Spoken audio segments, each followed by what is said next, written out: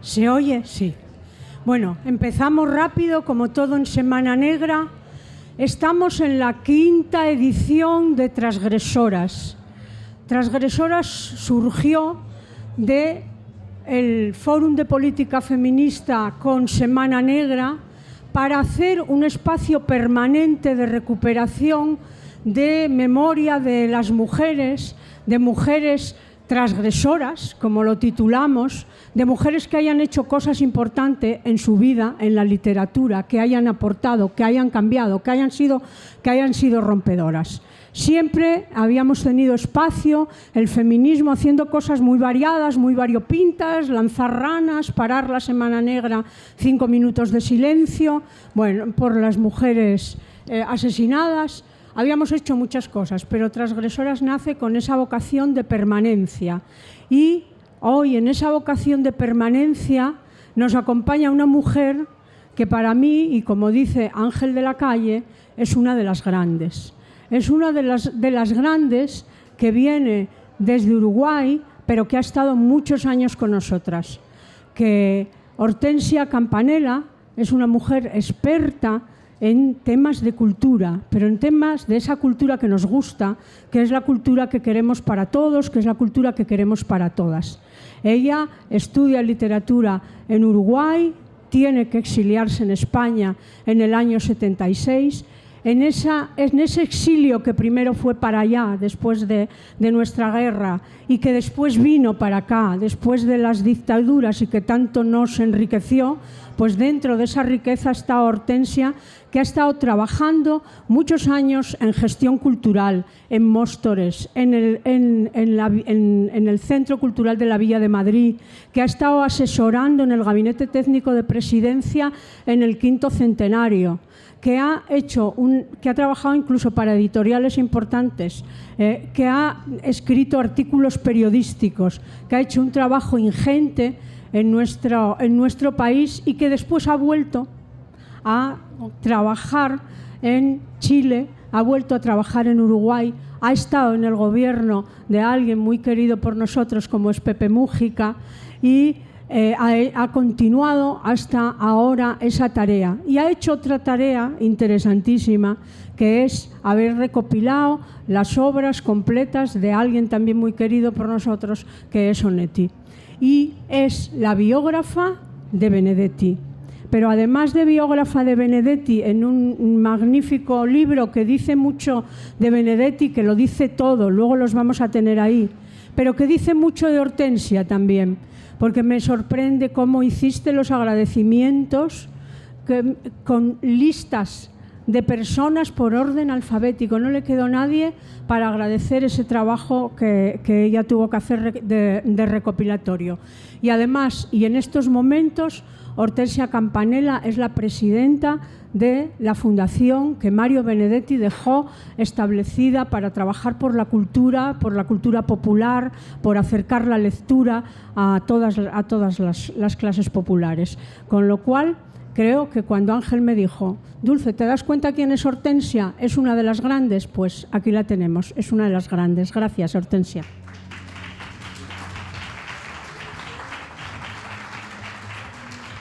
Y ella va a hablar de Delmira Agustini, y ahora eso ya se lo dejo a ella. Buenas tardes. Como decía Dulce, hay que ser agradecido, así que lo primero es agradecerles a ustedes por estar aquí, agradecer a Dulce y a todas esas maravillosas mujeres que trabajan, que son activas en la cultura, en la política, en todo aquello que nos mueve hacia adelante. Cuando Ángel de la Calle me invitó a este interesantísimo ciclo de transgresoras en la Semana Negra de Gijón, y luego Dulce me explicó cómo había sido creado este ciclo y en qué consistía, sentí que se me abría un territorio inmenso. ¿A quién elegir? En primer lugar, deseché a los personajes literarios, porque al fin y al cabo la índole de esos perfiles literarios depende sobre todo de un autor o autoras. Y yo prefiero para esto la realidad humana más que la literaria. El mundo real está lleno de mujeres que luchan contra prejuicios, que se adelantan a su época, que desafían estereotipos. Seguramente aquí, entre las mujeres que están oyendo esta charla y pendientes de esas transgresiones de las que vamos a hablar, hay algunas que ya tienen esa vocación o esa necesidad y ya lo son de alguna manera también transgresoras. Afortunadamente el tiempo nos acompaña y el progreso de las sociedades, el avance de las leyes y las costumbres añaden incentivos para esas mujeres. Pero ha habido momentos muy difíciles a lo largo de la historia y hacia allí dirigí mi mirada. Me ayudó saber el lema de esta Semana Negra. El lema es: leer es la memoria. Y la literatura, y especialmente la poesía, nos ayuda a vivir. Vivimos olvidando necesariamente, pero como dijo justamente Mario Benedetti, el olvido está lleno de memoria. Así pues, por convicción y por deformación profesional, he elegido no solo vidas, sino también obras literarias transgresoras. Y también allí hay numerosos ejemplos.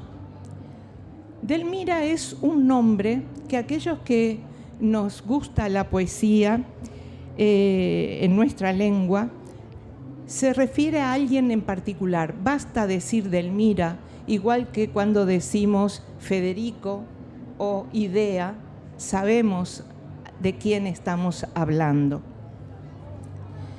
Pero presentémosla. Delmira Agustini es una poeta uruguaya nacida en 1886 que vivió solo 27 años. Publicó en vida 3 libros de poemas, pero que fueron suficientes para provocar la admiración y el asombro en gente como el nicaragüense Rubén Darío o el español Miguel de Unamuno o muchos de sus compatriotas mayores o coetáneos. Ahora bien, en nuestra lengua y en América Latina no es algo extraordinario la obra hecha por mujeres. Recordemos, por ejemplo, que Afolsina Storni, muy conocida, nació en 1892 y de las coterráneas de Delmira, María Eugenia Paz Ferreira, nació en el 75, y la muy reconocida Juana de Ibarburú también en 1892, y Gabriela Mistral, también reconocida, en 1889. Todas poetas con extensa obra, pero más larga existencia. ¿Qué singulariza a Delmira? ¿Por qué estamos hablando de ella? No solo por su poesía. Veamos su persona. Su infancia siguió las costumbres del estrato burgués de su época al que pertenecía. Educación en casa, piano, idiomas, sobre todo francés, buenas lecturas desde muy temprano, desde niña, y su entorno familiar parecía que la llevaba a lo convencional, a lo trillado. En su casa no se oponen a que a los 16 años ya publique en una revista que se llamaba La Alborada. Por un lado publica poemas, por otro lado tiene una sección en la cual habla de mujeres de su época que a ella le resultan interesantes. Sus padres la amparan, la apoyan, y a pesar de que algunos dicen que su madre era muy dura y vigilante, lo que está claro es que digamos, permiten de una manera muy, muy clara que esté en un ambiente que es un ambiente muy masculino, el de la literatura, el de la cultura de su época. Es lo que se llamó en su momento el 900 en el círculo literario del Río de la Plata. Gente como Carlos Baferreira, un filósofo importante, el crítico Alberto Zunfelde, o el llamado poeta de la patria, Juan Zorrilla Samantí, pero también los jóvenes como Roberto de las Carreras alaban la obra de esta muchachita. Hay que ver que, en definitiva, ella crea sus poemas bajo la influencia del modernismo, que es una corriente que en ese momento predomina, pero sin tocar los debates ideológicos que en esa época ya llegaba al modernismo. No olvidemos que Rubén Darío empezó hablando de corzas y cisnes, pero terminó haciendo alegatos antiimperialistas en su poesía. Luego de publicar en 1907 un libro que llamó El Libro Blanco, lúcido título, porque aparece allí un erotismo más bien tenue, pero una poesía sobre todo volcada hacia la intimidad, se ve envuelta en el agasajo de ese entorno que destacan sobre la belleza de esa niña, o sea, lo formal, lo exterior. Pero creo que nosotros podemos ir un poquito más allá, viendo en ese primer libro algunos detalles que pueden parecernos ingenuos a esta altura, claro, más de 100 años después, pero que nos llevan a lo que vendría después. Por ejemplo, hay un poema en el cual ella dice: tú despertaste mi alma adormecida, en la tumba silente de las horas, a ti la primera sangre de mi vida. O luego: yo me siento abrir como una rosa, ven a beber mis mieles soberanas.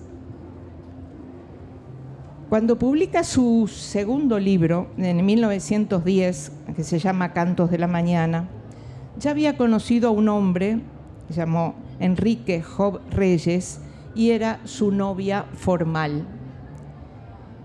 Él no integraba su círculo intelectual, al contrario, era un subastador de ganado y todo indica que desdeñaba el quehacer artístico de su novia. Consideraba que luego de casarse debía de abandonar esas tonterías y, según dicen, él decía: la poesía y el piano son entretenimientos de soltera. Se conservan muchas cartas de Elmira dirigidas a él, en un tono y un vocabulario muy infantil, pero aparentemente muy amorosas. Por cierto, unas cartas y un tono muy diferente del de otras cartas que también se conservan, dirigidas a otros corresponsales, porque, como ustedes sabrán, el vocabulario y el tono de una correspondencia cambia en función del destinatario, precisamente. En 1913, con apenas 20 años, publica Los cálices vacíos, un libro consagratorio de un erotismo maduro, con una notable profundidad conceptual y audacia expresiva, y cuenta con un prólogo o pórtico de Rubén Darío, que si bien comienza con un tonito un poco paternalista, hablando del milagro de esta niña bella, luego profundiza y termina reconociendo más. Dice textualmente, cambiando la frase de Shakespeare, podría decirse, "That is a woman", pues por ser muy mujer dice cosas exquisitas que nunca se han dicho. Sean con ella la gloria, el amor y la felicidad. Esto dice Darío. Ciertamente Delmira dice cosas nuevas. Dice, fiera de amor, yo sufro hambre de corazones. Y también la dice de un modo nuevo. Y si este libro se inicia con una dedicatoria a Eros, en su primer texto, hay algunos de sus poemas que, vistos a posteriori de lo que pasó después, podemos considerar una experiencia trágica, deducida del amor humano y el amor divino. Es lo que ya encontramos en uno de sus poemas más famosos y más recordados, que se llama Lo inefable. Es breve, así que me permitirán que lo lean para que vean el tipo de textos que Delmira, con poco más de 20 años, dice. Yo muero extrañamente, no me mata la vida, no me mata la muerte, no me mata el amor.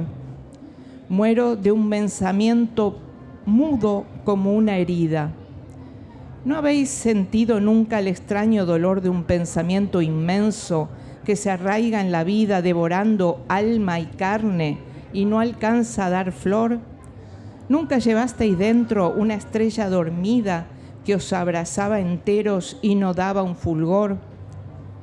Cumbre de los martirios, llevar eternamente desgarradora y árida la trágica simiente, clavada en las entrañas como un diente feroz, pero arrancarla un día en flor que abriera, milagrosa, inviolable, más grande que no fuera tener entre las manos la cabeza de Dios.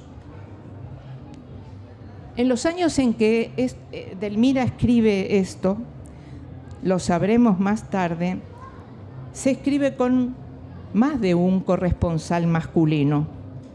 Además de las mimosas cartas hacia su novio, sabemos que cultivaba relaciones amorosas, tal vez puramente platónicas y a distancia. En especial sabemos de un señor que se llama Manuel Ugarte, un escritor y conocido dirigente político argentino, inteligente, atractivo, él sí de un entorno intelectual como Delmira. Le da consejos, le da apoyo, incluso cuando pocos minutos antes de la boda de Delmira, ella le confiesa turbadoramente, digo yo, sus dudas, ¿me caso o no me caso?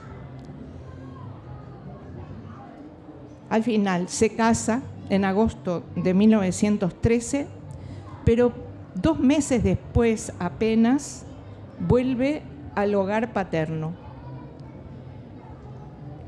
Solo conocemos la frase que le dice a su madre al volver allí.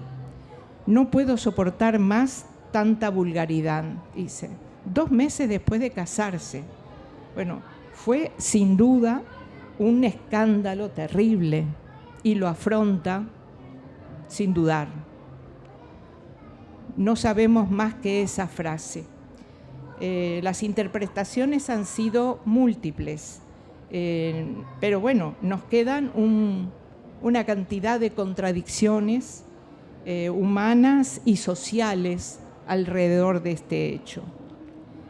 Tenemos claro que a pesar de esas cartas infantiloides, Delmira era una muchacha con una personalidad compleja, como lo demuestra su poesía, pero también con una carga cultural, filosófica, literaria, suficiente para no soportar, tal vez, se puede pensar, el día a día con ese esposo.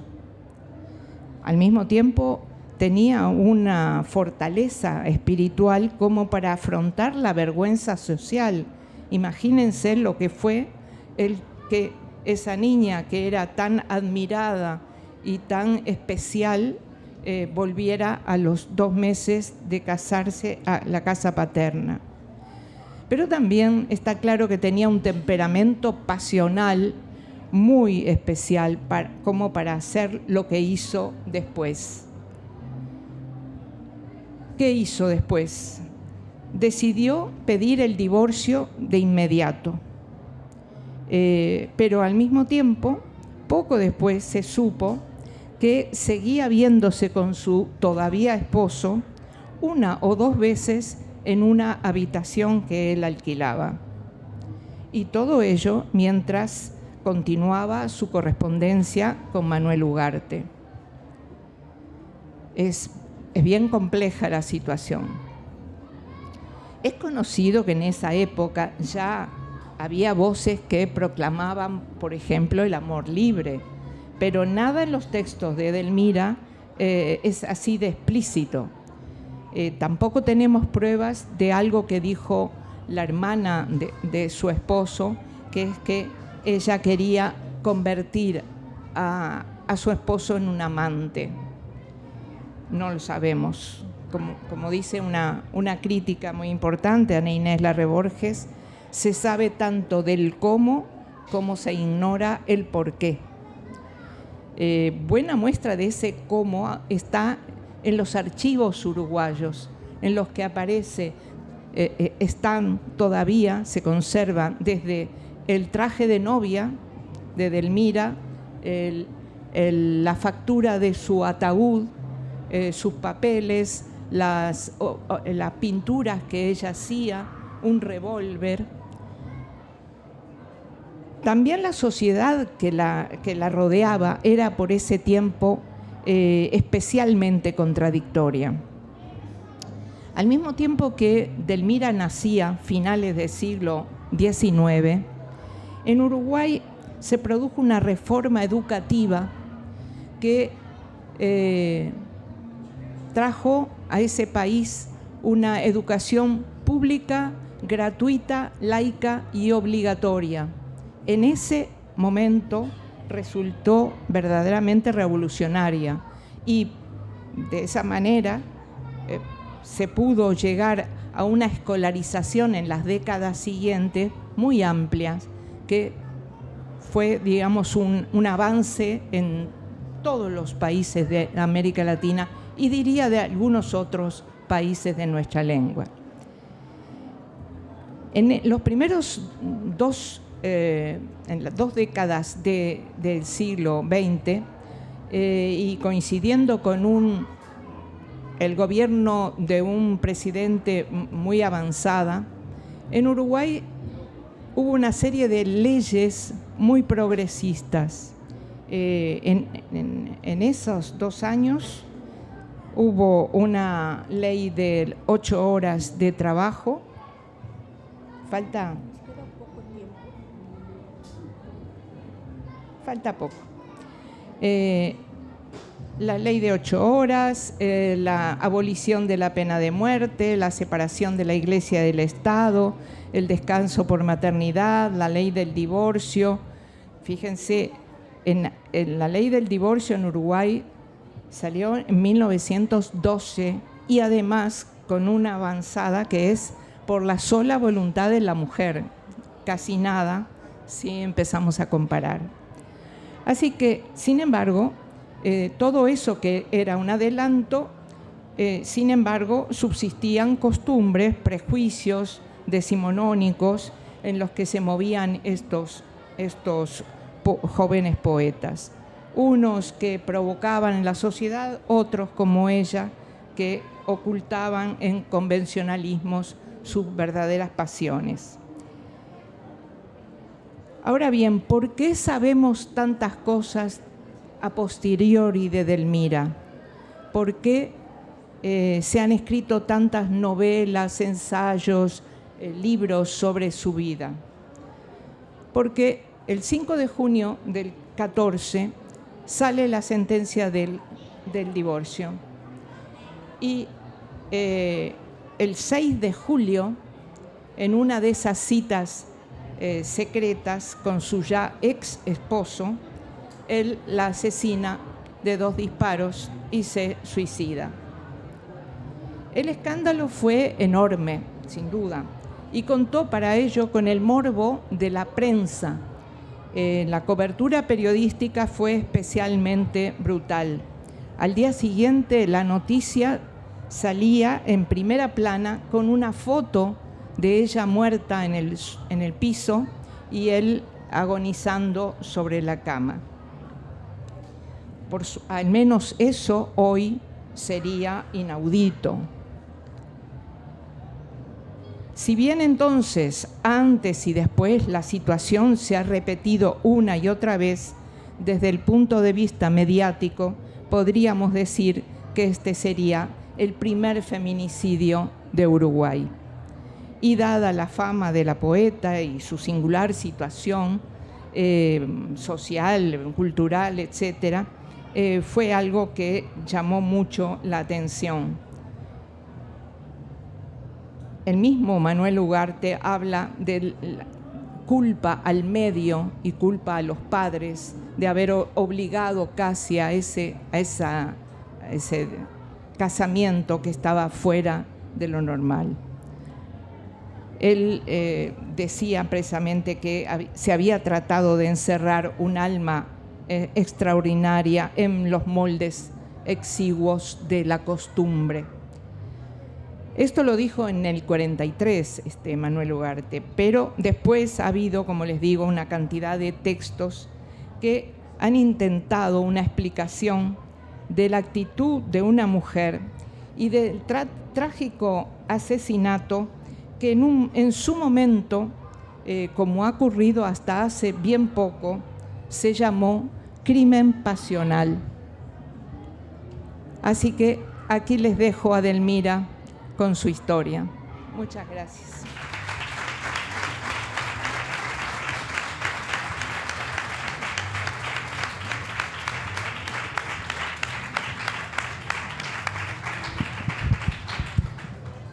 Gracias, Hortensia, gracias por acercarnos a Delmira. Tenía que haber venido el librero con los libros de Hortensia y con los libros de Delmira. No vino. Entonces los vais a encontrar en la librería La Buena Letra, que son de las que están en la carpa grande donde los tienen.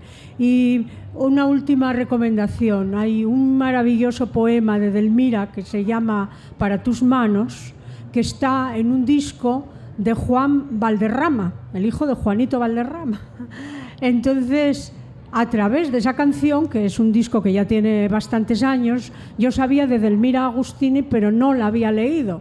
Y cuando encontré esa maravillosísima canción, que es preciosa, en un disco que se llama Mujeres de carne y verso, pues Delmira Agustini se nos acercó aún más. Así que están los libros en La Buena Letra, el libro de Hortensia, que es muy importante, Un mito discretísimo de Benedetti, y los libros de la gran poeta uruguaya Delmira Agustini. Nos vemos el jueves en la siguiente sesión de Transgresoras a las 8:30 de la tarde, con Sonia García Galán, hablando de las eran tres diputadas asturianas en la Segunda República.